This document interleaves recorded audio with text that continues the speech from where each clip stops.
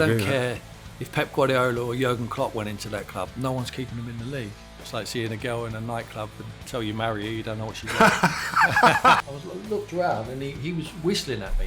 And I looked over, he said, whistling at me? He goes, sit down. I didn't take kindly to that. And we are back for another episode of No Tippy Tappy Football, brought to you by William Hill. Hello again, Sam. Good week. Very good, thank you. Yeah, really good. Really good. And could you introduce us today for our special guest, please? Yes, our special guest, and we've had some great guests, and obviously this guest following on is another great example of what he's done in his career as a footballer. And we would like to welcome everybody to Tim Sherwood. Thanks for coming. Pleasure to be here. Tim, welcome. Thank you so much for coming. We've tried to have you on before, but the public transport in this country has stopped you getting on until now. So we're so glad you're here. No, I got up here finally. I had my passport renewed and I've had my jabs and I finally made it up here. Yeah, I've come back north. When have yours and Sam's paths crossed in beyond? Well, mostly from me playing and Sam managing team and listening to him bellowing from the side, maybe telling my opposite number possibly to put their foot in on me and just part and parcel of the game. But it's always great to be around good football and people and having dipped my toe into management, having managed as many games as Sam has, and Harry Redknapp and Neil Warnock who's just gone into another job. I mean, it's just nothing but admiration for them guys because let me tell you, that's a tough job. You always miss playing football, but do you really miss football management? Possibly Sam would say he does, but I certainly don't. Oh, you don't? No, not really. I'm not saying I would never do it again because you never know, there might be an opportunity. But you listen to people who talk about if the right job comes up, you never know it's the right job until you take it. It's like seeing a girl in a nightclub and tell you marry her, you don't know what she's like. What a good analogy that was. Because you have said on the podcast before, Sam, that you do miss management parts of it. Yeah, man, when you do as long as me, it's an addiction, isn't it, I think? It's like, because you get the withdrawal symptoms when you come out of it because of this way that you have to live your life completely different all of a sudden. Like, so it's 24/7 full on, people knocking on your door, people coming in your office, going on the training ground, doing the press, meeting the board, meeting the fans, travelling to the next game, reanalyzing, setting out your schedule, and then you go, whoosh, you wake up and go, and your wife says, what do you want for breakfast? Like, you mean, because normally you'll have just shot out the door in the morning, had breakfast at the training ground with everybody else, and then got ready to go. And that starts, you feel quite relaxed for a week or two, and the phone rings all the time, and then all of a sudden the phone don't stop ringing. Probably take about 2 weeks, and you'll have to start ringing them because they won't ring you, and you just get these sort of sit staring at the sky or for whatever reason, and it takes some adjusting to do that. Like, you mean, I don't think you ever really adjust to not thinking about football or thinking about management, and then you'll start. As long as it's gone on this time, it certainly becomes less likely you'll take a job for me now. Less likely, but I'll never say never because I don't want to be like Neil. You know what I mean? And say that I'm totally and utterly retired now. I have mentioned that before and come back. So, but you do eventually get over it. I talked to Tony Pulis the other day, and he was saying to me, he's finally over it. Oh wow! I'm so happy not doing it anymore. Like, you mean, and I've never been able to say I'm so happy not doing it anymore. I'm happy enough, and doing all the things I'm doing, and certainly doing this has been absolutely fantastic. Like, since the World Cup, otherwise there wouldn't be enough in my life to occupy my mind or do. And you'd worry at my age in the 60s about you've got to get out, you've got to keep doing things, you've got to keep active, you've got to keep your brain active, you've got to keep yourself physically fit as you can, and you can only do that if you've got certain things in your life to stimulate you. Got to say, Tim, I keep expecting to get a call saying the podcast is over because Sam's got a job. So every time we do one, I'm so happy still to be here. And this is a really naive question. Forgive me. Obviously, you have managed a Premier League club. You've played at the absolute top level. Do you have to apply for a job as a manager? Well, no. I firmly believe if you apply for the job, you're not getting it. Okay. Because normally, I'm saying that Leeds have left themselves in a little bit of a mess at the moment without a manager. A very crucial time. But normally they've gone for the life jacket before they crash it. So you pretty much know there'll be someone up in the stands positioning themselves for your job when you become under pressure, and the pressure comes when you don't win football matches. It's as simple as that, and it is a mad job. But I think you have to be honest as a football manager. If you want to get into this world, you don't win football matches, you're going to get sacked. And there's a good chance of that. So there's no long term about the short term being right. So I look, people do apply for the jobs. And I think probably foreign agents and foreign managers who want to come to the Premier League, they will be applying. But I think if you're actually in the country and you're known around, then I think if you're applying for the job, you're not going to get it. Is it different? So if you get sort of League 2 up, is it different? Or? Yeah, it's different. There'd be less agent involvement in the lower divisions as there is in the Premier League. The agents' involvement at all levels is massive in the Premier League now. In fact, a good part of them, some of them are actually employed by football clubs. Yeah, and which I find a little bit unhealthy. That what are you getting if you're employing an agent? Are you only getting the agent's clients, or are you getting the best you need to get? Like you mean so, but that's entirely up to the owners on whether they want to do that. Whether they see their advice better than yours, that's always sticks in my throat. You know what I mean? We know they can identify the players and they could probably get you the player and get him to the football club, but they're not at the point where they'll be telling you how good he is, because no agent who wants to sell a player to a football club is going to say he's bad or he can't do this or he can't do that. So I think a few owners get sucked into that and buy the player, and all of a sudden some are right and some are wrong. We all take that risk. We're not all perfect in our judgment, like you mean. But one thing for sure, and we don't get this now because we're only head coaches now. Manager title's nearly gone, Tim. Yeah. So you're not responsible as you should be for the signings. And I think there's nobody better than Tim experiencing that at Tottenham, because it's been like that for a long time, hasn't it? You're only responsible when you get sacked. Yeah, that's right. Yeah. You get this. I was saying this in my last podcast. Like, when you get the director of football or brings this player in, and then all of a sudden it's your fault for not coaching him correctly. Yeah. And it's your fault for not getting the best out of him. He was better than this before he came. And so you carry the can for the player who probably isn't good enough to play in the Premier League. But that's why it's such a difficult life now. Yeah, you're not when we talk about the players, we talk about Bolton. I was responsible for getting them. I used the resources across the world, or across Europe particularly, to find these players. I went and met them. I sorted out the contract. I came back to the board and recommended we sign that, making sure that nearly 99% of the time it was in budget. So it could happen.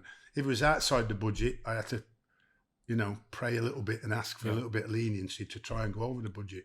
And that's long gone. That's long diminished from any sort of manager now, I think, that's managing, particularly in the Premier League. That's where you see Dyche was so successful at Burnley. Because if they spent £1 or £5 million, it was his money. what he spent. Yeah. He knew exactly what he wanted to do. He knew the objectives of the club. And if it was just to stay in the Premier League, he made his mind up where he could borrow some players, nick some players somewhere, possibly pay for them, get the right wages, and get the team right just to stay in the league and meet the objectives. But it was his money. No one was telling him any different. So it is a key component to management, but it is changing. Unless you buy into this, the modern sporting director, then you're not going to get a job. You have to buy into different heads of different divisions at all football clubs, and it's institution now, especially big clubs in the Premier League. It is a tough job for one man to do, but the footballing side has to be down to the man who's picking the team. And I fell foul of that when I went to Aston Villa. I thought I went in there and did a decent job at first, kept them in the league, went to the cup final. And the second year, they brought a few players in. They were showing me videos of players. None of them had seen them with the naked eye. And I'm not sure what they were looking at, if they knew what they were looking at anyway. And they decided to get rid of Benteke, who was key for me. Had a buyout clause. Brendan Rodgers rung me and told me he was going to take him. I tried to talk him out of it, telling him how bad Christian was. I was tongue-in-cheek lying to say he couldn't do what you want him to do, but obviously he decided that Christian was his choice. Fabian Delph, Tom Cleverley, Westwood, decided to move these players on. Ron Vlaar, who was a player there for a long time, just finished the World Cup with Holland. And you had no say in that? You had no say as a manager in that? No, they left. They left because they didn't want to keep them, and they had a new influx of younger French predominantly and Spanish players coming in. Now, I said that these might be good players, and in the end, they might become good players, but it's going to harm us initially because they're not going to hit the floor running, and we're struggling anyway, to survive in the Premier League. So I think you're making a mistake. I was very honest with the owner at the time who wanted to sell the club anyway. And in the end, some of them turned out to be okay. But not for that football club. They've moved on and done it around Europe. So perhaps not right for the Premier League. But I use the analogy of, you're trying to put decorations on a tree you haven't got. You need that foundation. You need the core of English players. And you've just removed 5 who would be certain starters from my lineup. So it was an uphill task from there, and unfortunately it didn't work out. Lost games, get sacked. And they had another 3 managers that year. So as soon as I left, I told them that no one keeps these up because the quality of the players is just not up to it. And I was proved right, unfortunately. So if you're thinking about taking another manager's job in the future, Tim, is it going to need to be a club where you feel happy with the owners, feel happy with the director of football, feel happy with the structure? So it's different to what happened to you at Villa? I was happy with them when I went in there. And there wasn't a director of football. And me and Randy Lerner, who was the owner at the time, we travelled around Europe interviewing a few sporting directors, and he knew my feelings. I felt like it wasn't necessary. The people we were interviewing were, in my opinion, not up to the job, didn't know English football, which I thought was key. If it was a team, certainly a team who are not going to fly high. You're not going to buy the best players. You're not going to be a City or a Chelsea, and you're going to fight at the top of the league. You're going to fight to stay in the league, and that was the objective. So if you want to do that, then I think you need someone who knows the English game, and I knew it as well as anyone. And I wanted to be the one who was instrumental in getting the new players in. So he scrapped it for a while, and then I was just informed that they'd hired us. A sporting director. It was Tom Fox, who was the chief exec. He was at Arsenal for a period of time before he came to Aston Villa, and he knew someone, a German guy who's a very academic guy, great, probably does fantastic presentations of justifications and reasons behind every decision he makes, but does he know the game? No, he didn't know anything about the game. He didn't know what a player looked like if you hit him in the face. So it was really disappointing that he was in charge of the recruitment and they paid the ultimate price. And it's just unfortunate for a giant club like that with fantastic fan base that they had to take a step backwards and might necessarily not have had to do that and not had to spend any money. The idea was because I'd been successful bringing some young players through at Tottenham, and if they wasn't in the Tottenham first team, they were sold. They made a few quid. They thought I could do the same at Aston Villa. The difference is I've known them boys since they were 12 years of age coming through, and they're dropping some French boys on my lap, who wasn't ready yet, but wanted me to polish them up into superstars. Very, very difficult, and ended up doing money on them. So, they paid the price. And so did I, which is unfortunate.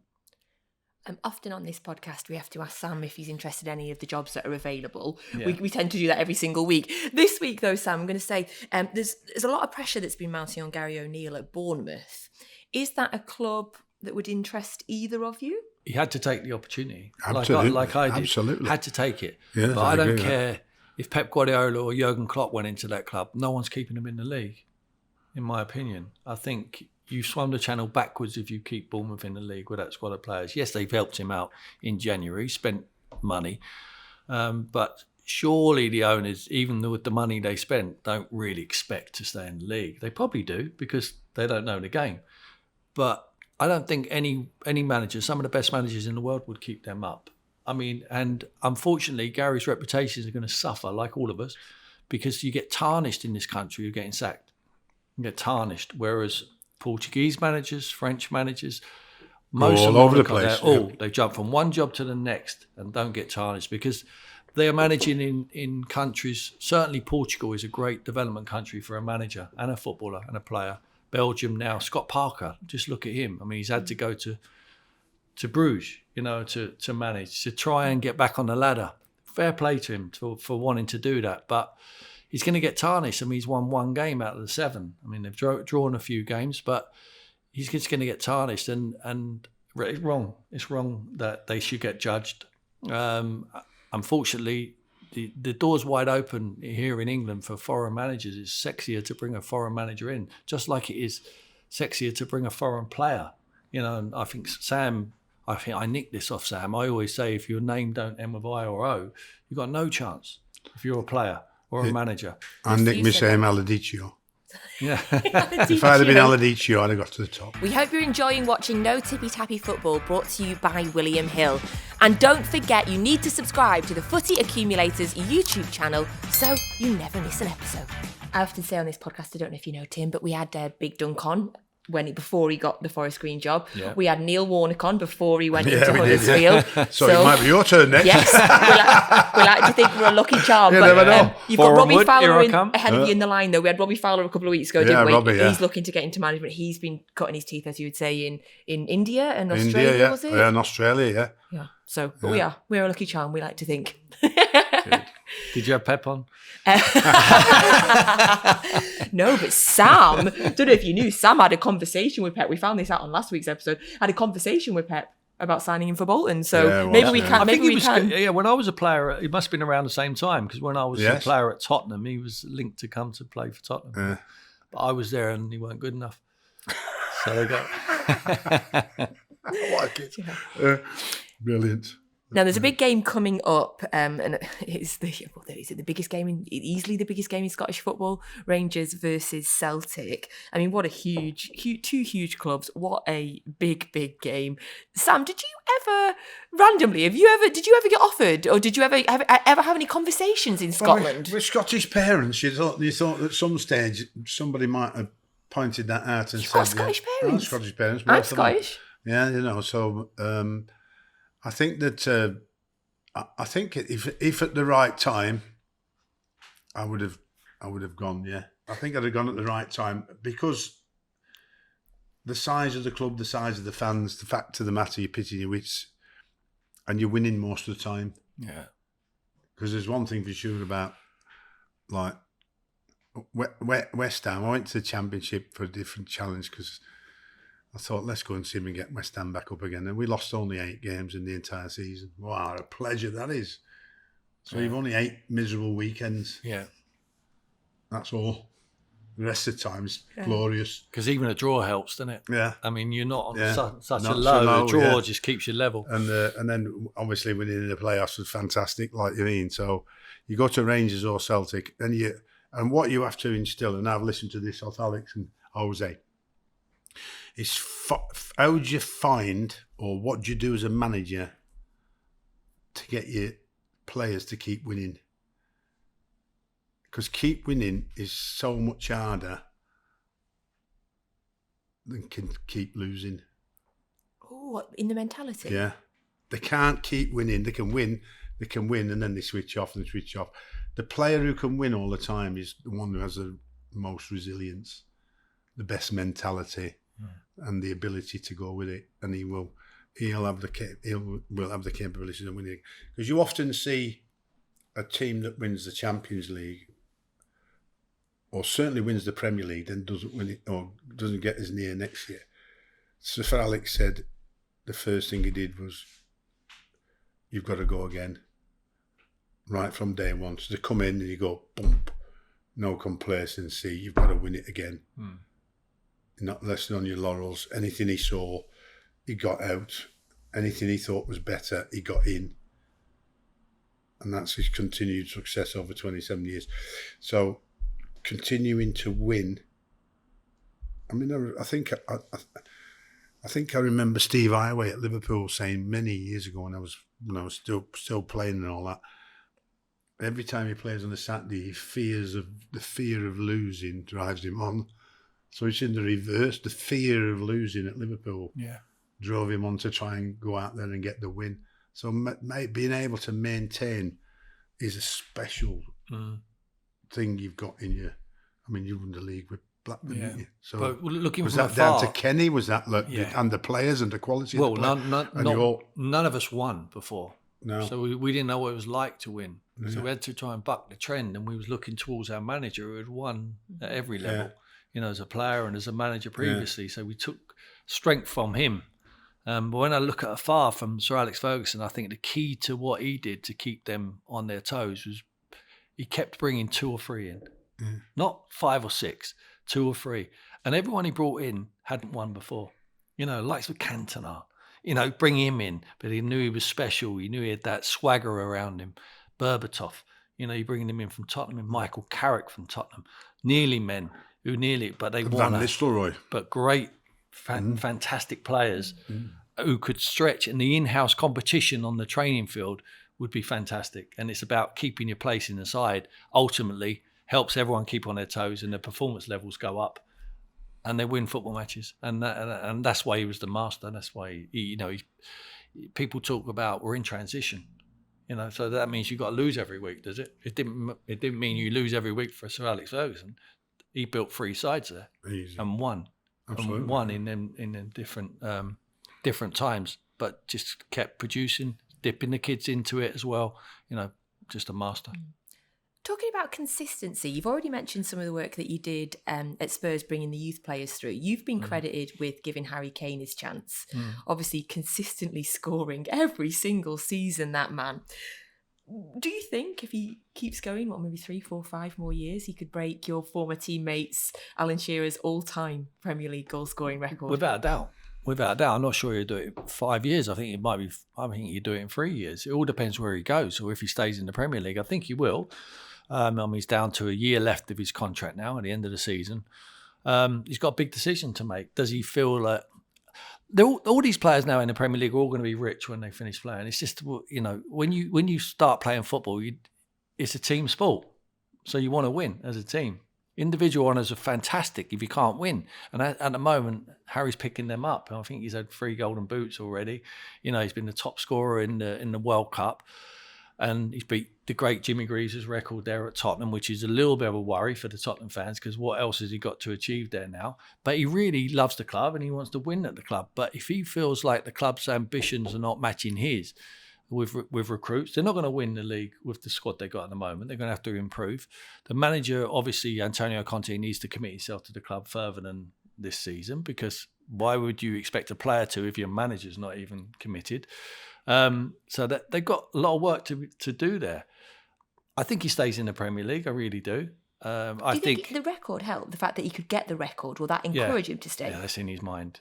Without doubt, that's in his mind. And I think he's suited to the Premier League. You look at the numbers where he produces year on, year out. I mean, there's not anyone as consistent as Harry Kane. He just delivers. I mean, sorry, Tim. Everybody's looked for him. There's always been the times when everybody's looked for him. Is it, is it his injuries? Is it the ankle injuries? Is he getting too old? Has he recovered from the World Cup? And I mean, has he ever scored less than 20?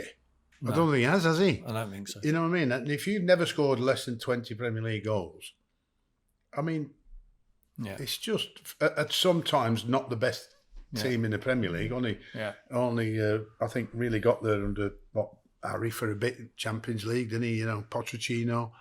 But you know, it's just a phenomenal record that he has. And of course, I don't know who added this to his game, but he's changed his game. Yeah.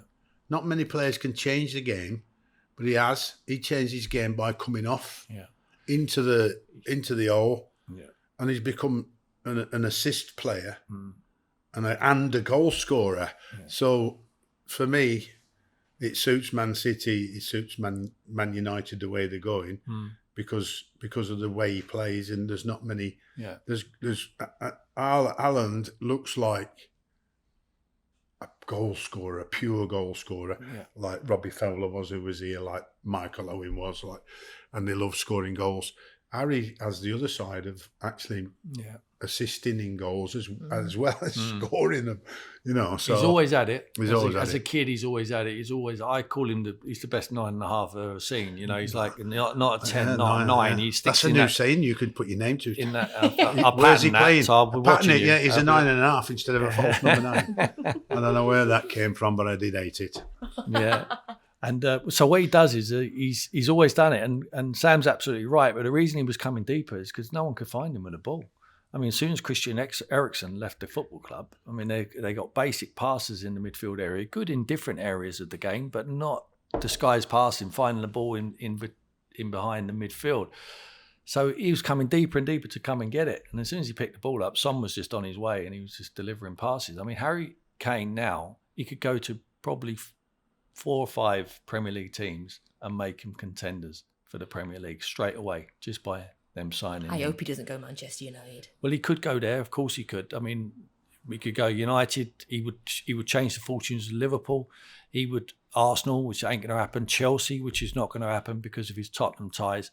But automatically, just that one signing would put them as favourites to win the Premier League. I mean, the boy is incredible what he's achieving. Do you think he'll be comfortable moving out of London? Yeah, that's. Do you think he will? That's not an issue. He would only go to London to go shopping with his wife. Oh, right. I mean, he's not interested in any of that. You know, he's just. No. I'm not on about the nightlife. Just actually being a London boy or living in London or his wife or you know because some of them can't travel, can they? Yeah.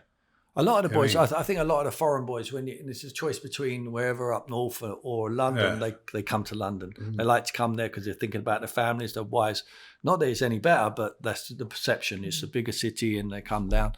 Weather's better, and really but is, by the way. For Harry, you got no interest in that now. I think now his decision he's got to do what's best for his career, you know. And I think what's best for his career now is to decide himself where he thinks he can win a trophy, because that's what he needs to do now. Because you're talking about Shearer's record. At the moment, if he beats Shearer's record or he doesn't, Shearer would always have something over him.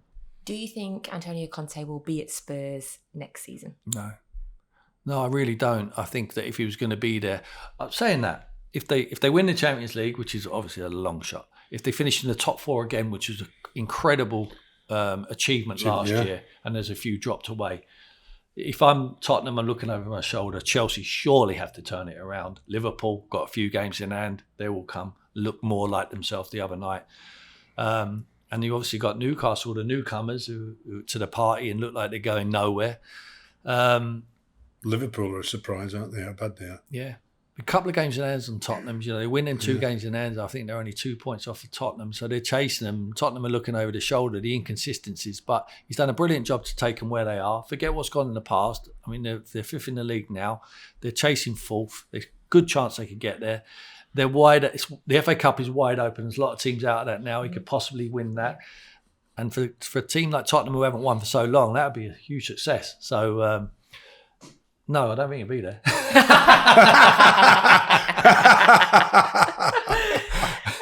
Now, when you were talking about Harry Kane, sort of suggesting a couple of the clubs that could do with a striker of his quality, Manchester United and Chelsea, obviously everybody kind of knows that they're looking or they need to sign a striker in the summer. I'd love to get both your opinions on Mitrovic, because obviously he's having a great season, particularly at the start of the season for Fulham. Could he be an option for either United or Chelsea? No, not quite there for me. But has done a fantastic job of.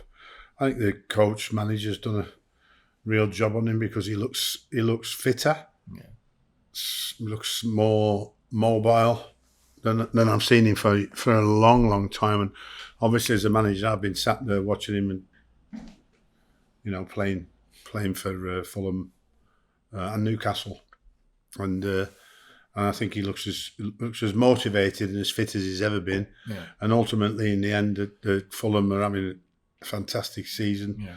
And he's scoring the goals to go with it. So they're providing him the service. He's more mobile, holding it up, getting involved. Brilliant on crosses, scoring goals with his head, particularly. He will challenge himself against anybody. And looks like the manager, instead of checking out and going back across, has said cross it. Yeah. There's nothing worse than a centre forward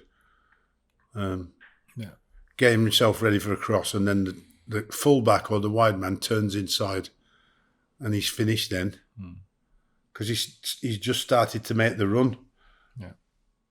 So, you go, I stop it, blow my whistle and go, what are you doing again?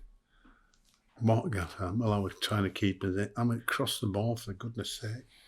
I mean, when you go back to Christian Benteke, I inherited Christian at Crystal Palace, like you mean, and I thought, wow, here's another lad who helped us stay up, scored 16 goals, and we used to watch him. I used to watch him, and they used to go.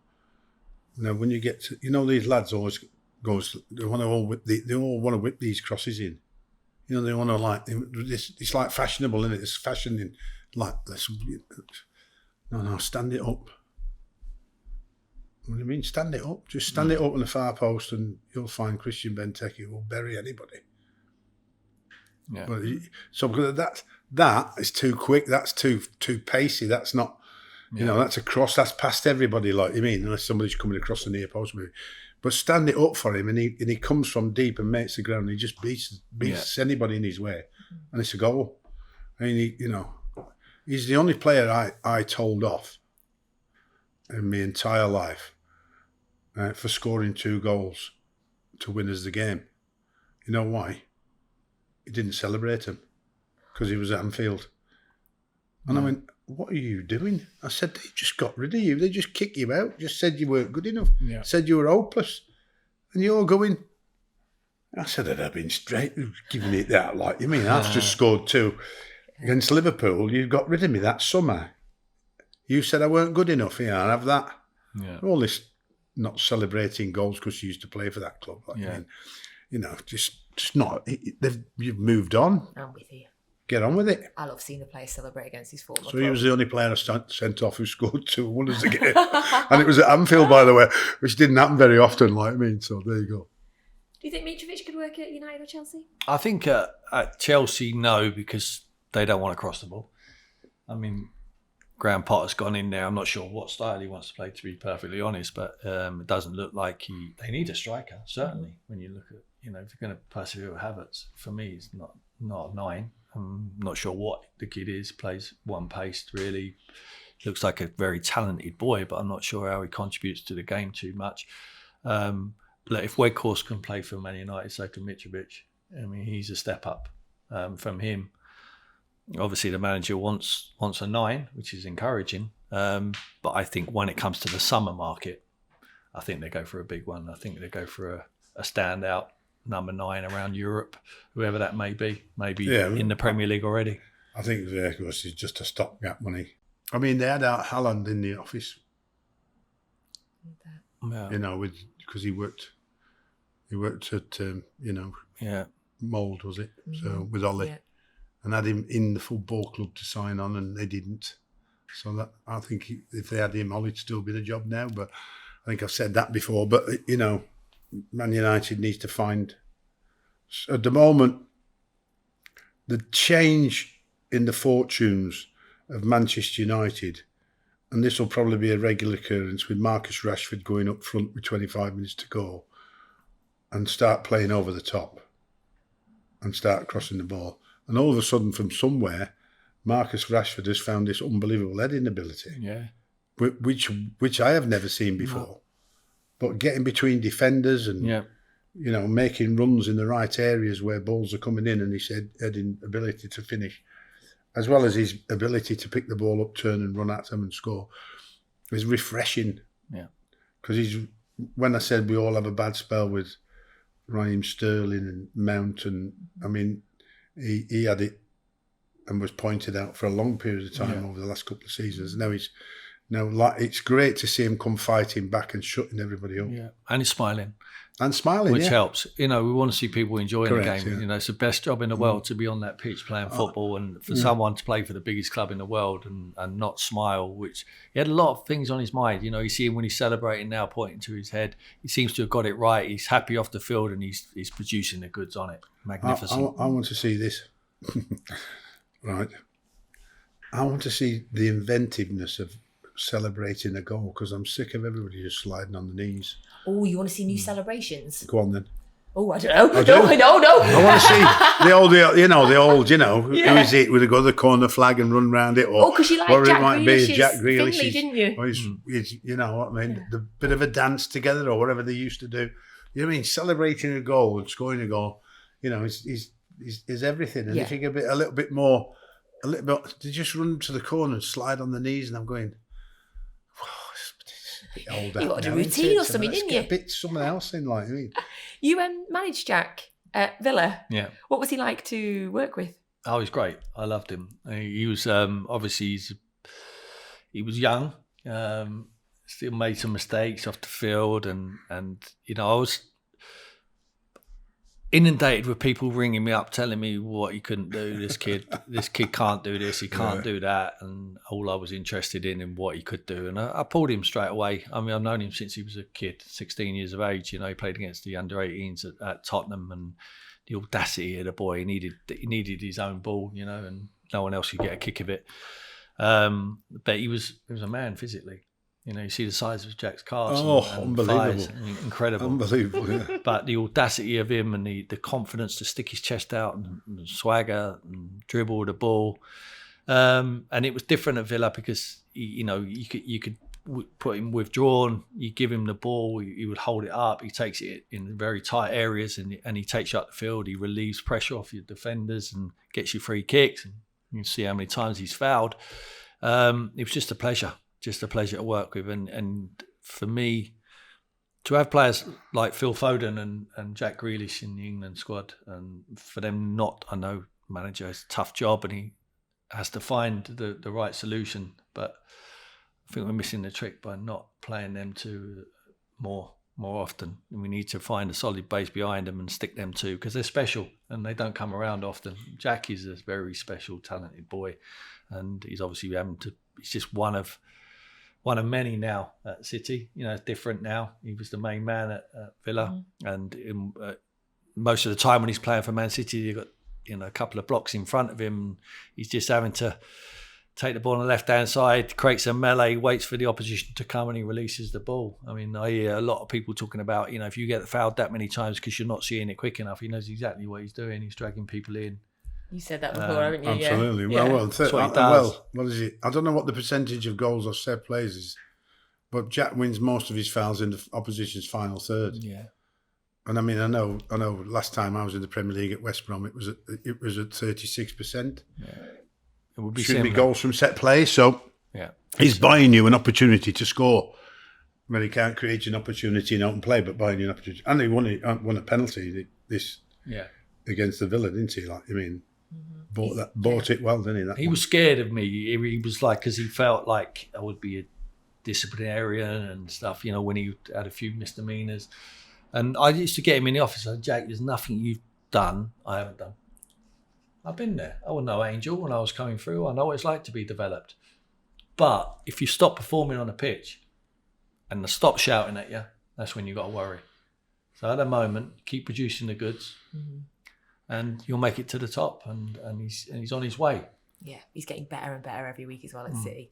I'd like to finish today's pod with some quick fire questions for you both. I like doing this sometimes because I like you just to answer, like without sort Off of the top of your head. Yes, without sort of what comes in your gut straight away. So, who is the best football pundit on TV?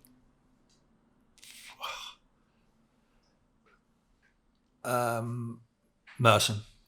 Okay, yeah, I've worked with him. He was great. Yeah, Merson. Okay, I was going to say Ali. I love him. Ali McCoist came into my head. Love that. Okay. Ooh, He's good. Yeah. he's very good. Yeah, Very. Go on, Ali. Yeah. You said English. No, I didn't. no. Okay, I'm going to look at you first for this one. Will Sam manage again? Yeah. Will Sam manage again? Who knows? Okay. Which manager have you had the biggest disagreement with on the touchline? Oh, Van Gaal. I mean, he sits down all the game, doesn't he? I was at Villa. He was at Man United. And I was standing in the technical areas. And Sam will tell you, it's very difficult to sit down when you're watching a football match. But he's got an art. He loves it. And I could hear someone whistling. Like, I looked around and he was whistling at me. And I looked over. He said, "You whistling at me?" He goes, "Sit down." I didn't take kindly to that. Like whistling. Okay. Sam, for you, manager you've had the biggest disagreement with on the touchline? Disagreement.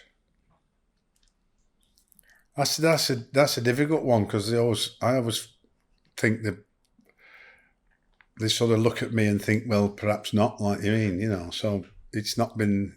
I think the biggest disagreement I had, and believe it or not, he sat there and he managed Blackpool. He managed Blackpool. Okay. And it was Blackpool at West Ham, and obviously, Ian, if you're listening, we did beat you. But he went absolutely ballistic on one of my players for tackling one of his in front of him, and I just had to say, will you shut up, for goodness sake. Yeah, just keep your mouth shut. Worry about your own team, don't worry about mine. I'll do mine, you deal with yours. And he'd lost it. You know when we can all lose it. Yeah. So in the end, I just left him alone to carry on ranting and raving and finally in the end.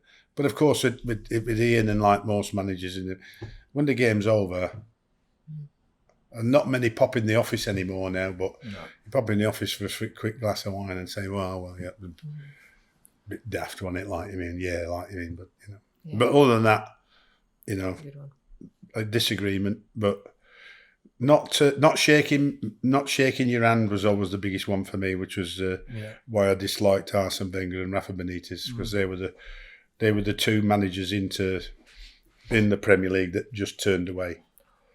And that's when I first got bolted up, and they didn't show the sort of respect you deserved. I didn't like pulling your hand out your pocket either before the game was over. Jose did that to me. Did he? Yeah. I thought that was a little bit disrespectful. Just a one goal in it. Okay, like that. Okay, next one, quick fire. Who wins the League Cup? United. Which one? Man United. I nearly got away with that. Sam? I think it will be Manchester United, but having managed the football club, I think that it'll make for years and years and years and years they haven't won a cup competition, a bit like Tottenham.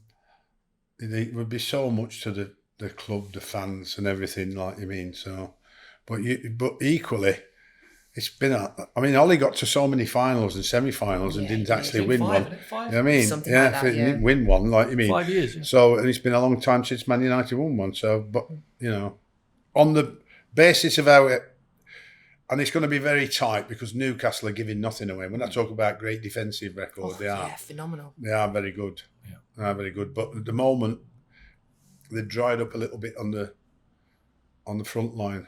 So we can see that with the draws they've got. Yeah. You know, 0-0, 1-1. So, but I take Man United. Okay. And finally, Tim, were you a better player than Zidane? Of course. And I know where this is going. Where is this going I then? know where this is going. Can you remind us? Can you explain the story to us? I think it was a year. Yeah, it was definitely the year after we won the Premier League. So it was 95-96 season.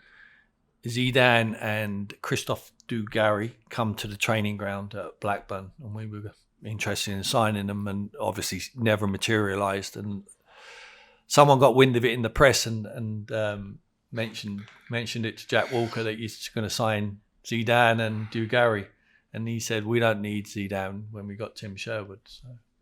I know Jack liked to drink, and I think that day he probably had a few too many. Oh, you should have that on a t-shirt. Yes. Time for a new contract then, wouldn't it? Yeah, you're right. Tim, thank you so much. Pleasure. I really enjoyed your honesty there. It was really great to speak to you, and thank you so much for coming and making the effort to be here with us. Thank you, guys. Thank you.